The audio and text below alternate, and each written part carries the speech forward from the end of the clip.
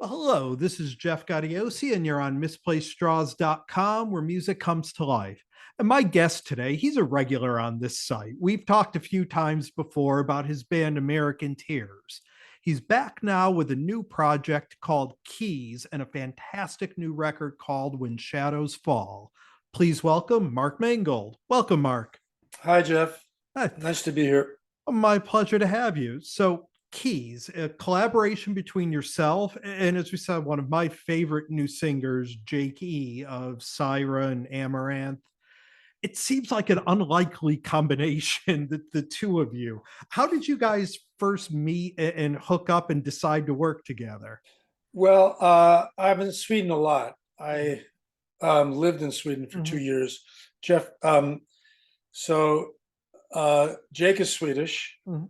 and we have a mutual friend, his part manager, who gave me a call one day when I was in New York, and I said, I have this band in New Jersey. They came over to record some vocals and some stuff, and they hate the studio they're in. Can they come over?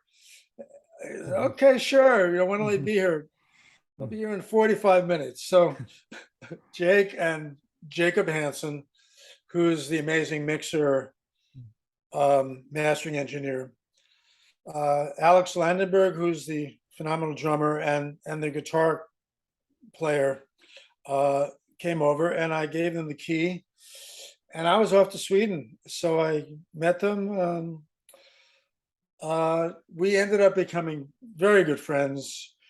Actually co-wrote a song with Jake for that record, the Syra record, called Lost in Time. And we just kind of thought we should work together, and when are we going to do it, and how are we going to do it?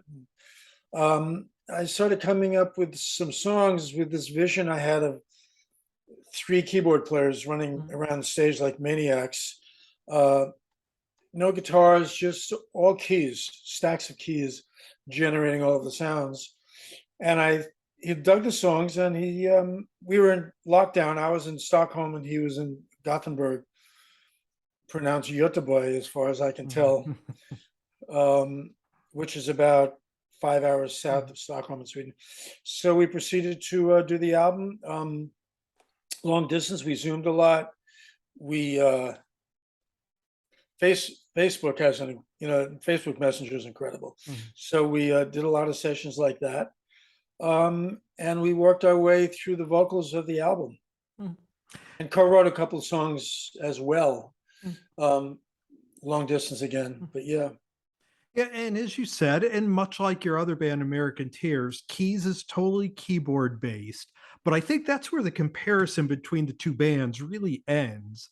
When Shadows Fall is, to me, is just this completely all-encompassing record with everything from prog to heavy stuff to really melodic rock, but it all Yeah. ties together with the two of you. I mean, did you envision just such a wide scope when you put this record together, or did it just kind of grow as you were doing it? Well, it grew. It was, there were a couple of songs, but it was kind of song by song. But the main thought, because it's all eclectic, and I think Jake comes from a mentality, maybe it's more 70s, where you're not locked into the sound that people might, or these labels that didn't exist at the time. So we just were creating what we wanted to create. And I think just the doing it with keyboards, some things like Good Times, for instance, which was our next single. I mean, people are kind of thinking it's prog, but it's just kind of an AOR pop song that, if with guitar, it might even be generic or something. But some people have said it's one of the best AOR songs I've written. But we did it with all keys, so it has another flavor, and there are sounds there that you haven't heard before. A lot of it was just creating tapestries of sounds that end up to be a new animal, greater than the sum of its parts in a way. And the goal is to make your the hair on your arms or my arms Mm, stand up, so you get that, "Ooh, what's happening?" mm, So that was the thought. mm, A lot of it, like Feast of Lies, is a very ugly song. One of the things in my mind starting out was scathing. I love guitar. Guitars are scathing now, and sometimes you can't tell who's playing because it's just become almost like generic scathing. mm, There's scales a lot, but I love that stuff, and I wanted to do it on keyboards. And so there's a lot of scathing mm, on the keys record. It just has a different flavor because it's done on keys, it's done on synths. There's some great plugins now that where a keyboard player can emulate a guitar, mm, get pretty darn close, but you do sense something's different here. mm, It's like Tear It Down is basically a guitar, bluesy guitar riff, but it's played on keys. But it's either a new cool guitar sound or it's something else. And it just happens to be a sound that we created on keyboards using these new plugins and various distortions and mm, things like that. mm, So yeah, it has a bit of a, to me, when I put it on, it has immediately a different flavor, mm, no matter, even if the songs might be um, accessible mm. or even catchy. So, Well, and for me, the centerpiece of the record is Angel Fire. oh, Honestly, I think really? it's one of my favorite songs of the year so Oh my far. God. That's so cool. I love that too. And honestly, I think it's probably the best song that Deep Purple never got around to writing. I mean, Wow. it really has that feel to it. But you and Jake coming from such different places, and Jake being a fairly younger guy, did you have the same kind of influences when you were putting this together? Because he Yeah. definitely Yeah. seems like an older soul when it comes to what he's listening to. Mm, Well, mm, I don't know if this is stuff necessarily is mm, retro, mm, but yeah, I love what he does. mm, He's got that dark goth minor thing mm, nailed, and the melodies that he goes to. Amaranth was a very mm, successful. I don't know if they were pop, but they kind of made themselves. They almost created a new kind of a pop in a mhm, way, very very heavy pop. So you can do these songs that almost could be a Bon Jovi song, but these new bands are doing them in such heavy ways that they're mhm, unrecognizable, and they're putting Slayer kind of guitars in mhm, them and just going completely overboard with them. But yeah, we very much think alike, mhm, and there's a lot of mutual respect. Um, it's nice that you like that song. mhm, That song, uh, very bluesy, and I actually, for a lot of the songs, I would sing a rough mhm, um, vocal, but Jake has a 4-octave range, so I had great difficulty even attempting to do things that I would have to kind of explain. Can you do that thing you do here? Wah! Which is, like a high mm, F sharp or something that I can't even get close mm, to.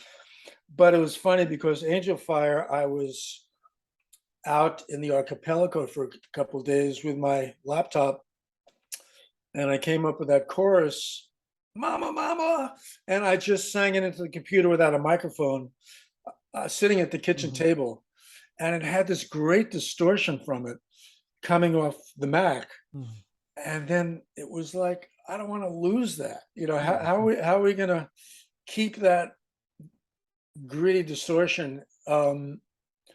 So Jake was able to do it. We had a little distortion in the mix, but he was able to get that rasp. And one thing I could also say is he being Swedish really wanted me to, I guess, assist him. So he sounded American. So mhm, he sounded like he was in Creedence Clearwater or something like that. So we did a lot of, sending back and forth of records, and, check out how Stevie Ray Vaughan says tightrope, mhm, because it's not necessarily in the Swedish mouth or yeah, sound. and there's sometimes a th is pronounced as a d or something like that. So we dealt with all that stuff. So he really enjoyed kind of bluesing up Mhm. his linguistic kind of thing. So yeah, I think he nailed it on Angel Fire. Well, and I think it's great how open he is to learn these kind of things and you to sort of be there to teach him. I think it makes a really great working relationship. Yeah, And Jake's a great writer. It's funny. I don't know if you ever heard the Venus 5 record that yeah. came out earlier this year that Jake He's an wrote. amazing writer. Yeah, so and you are as well. So the two of you together, I think you've really come up with some interesting sounds and phrases and songs on this record. Yeah, he got, we wrote R.I.P. together Mhm. and we wrote Scathe together. We wrote a couple of them together, and it was like, Jake, just come up with your a verse, the thing you do, and he just come up with these great haunting melodies. It's like that just were not in my Mhm. what's the word, language, Mhm. or Mhm. which now have kind of become. But we also wrote the song Saints and Sinners, which is the Mhm. song in the new House of the Mhm. Lords record. That so yeah, we kind of collaborated on that. I wrote all the lyrics and most of the melodies, but he sent me the track, and so we're definitely thinking in the same Mhm. world. And it's Mhm. kind of ironic that we both wrote that song, and now Yeah. it's on House of Lords. Yeah. So Well, and I also wanted to talk a bit about that record. I've always loved that band, and I absolutely love this record. It's when I thank you. talked with James Christian, and I Oh, you just did. talked with Jimmy Bell about a week ago, and now to get your perspective. But I think Jimmy, I've never met Jimmy. I've oh, spoken to him. really? No, it's He's a like, great guy. I know. I see that he's just such a cool guy, and what an amazing guitar Yeah. player. And he's But I also another wasn't local Connecticut guy like me. So we I go. wasn't terribly Yeah. aware of them, Yeah. nor was I Mhm. really hugely aware of House of Lords. Yeah. So it was kind of an image of my mind of what they were and what they should be. But yeah, Jimmy's amazing. Well, it shocked me that you and James didn't know each other. I mean, James being a Connecticut guy, you originating in the Long Island area, Thank you, Fiona. around Fiona. the same time frame, being around the same people. It shocked me when he said that you guys had never met because I think it's just such a natural partnership. Yeah. I think he said he was in LA. Mhm. He was getting all that stuff together. He had kind of moved to LA Mhm. maybe during those really very busy Yeah. periods. But thank you, Fiona, for Mhm. introducing us. And it was like, Fiona, there's this guy, Mark Mangold, and you should talk to him. And I sent James a song, and I sent another, and we started working, and just it just snowballed. Mhm. And he is, I got to say, he's such a hard worker and such a pleasure to work with. Mhm. He was so dedicated to making those songs sound great. He's kind of a workaholic like I Mhm. am, and it wasn't like working with somebody who was slacking or lazy or just didn't get back to you. He was like back to me the next day if I got him something, and or if he got me something. I was in Florida, and I still am actually. Mhm. But I mean, I would send him back the lyric like the next day with a Mhm. vocal on it. I said, "What the fuck?" Yeah. Mhm. I really kind of really was working hard to impress him and make him happy. Mhm. And he allowed me to really do my thing. He allowed me to play, kept saying, more keyboards. We need Yeah. more keyboards. I'm like, Well, what? and I also find it interesting that you say you weren't familiar with the band and Greg Jeffria's amazing work on those early records I because hate to say it. I mean, I'm ashamed to say it, and maybe it's not cool to say it, but I don't think I had heard a House of Lords yeah, song. but and I said to And I think James, it was better that way. I got to say. well, Yeah. I said to James too that this record reminds me so much of what I loved about those early records that it really surprises me now to hear that you really didn't know that I before. didn't, I had never heard Yeah. those records, but we come from the same school, and Mhm. it's a cross between, I love grindy organ. It's like, what should they be doing? And it's dark, and yeah, it's kind of deep purpley influenced, maybe, with some riff, but it's melodic choruses. So that I kind of assumed. I just kind of went to town and had a lot of fun, you know. Mhm. It's a great record. I just absolutely Thank you. love it. I have a feeling it is too because when I want to just chill and listen to music, Mhm. I'll put on Deep Purple or I'll put Mhm. on Led Zeppelin.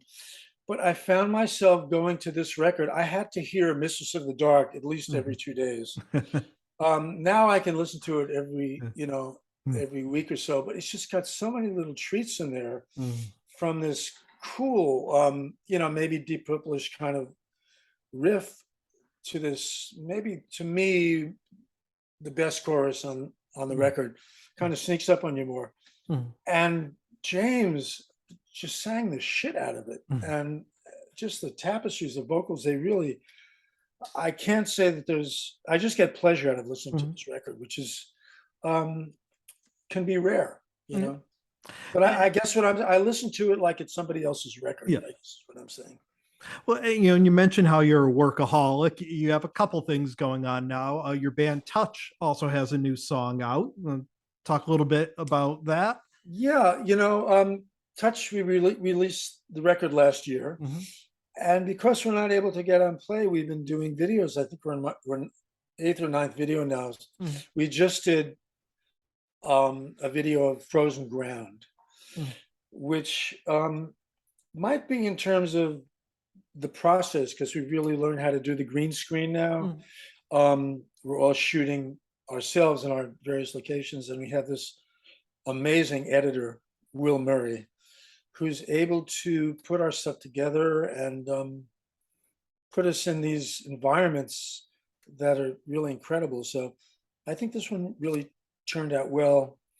The song Frozen Ground is a pretty bleak song. And now with the advent of Ukraine, it's just in a way is coming to fruition.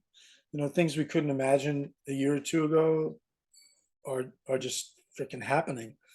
Yeah. So yeah, lying on frozen ground is kind of what it's about. And unfortunately, I think some people are living the experience now. Mhm. So yeah, there's us, and it's all snow and bleak kind of scenes.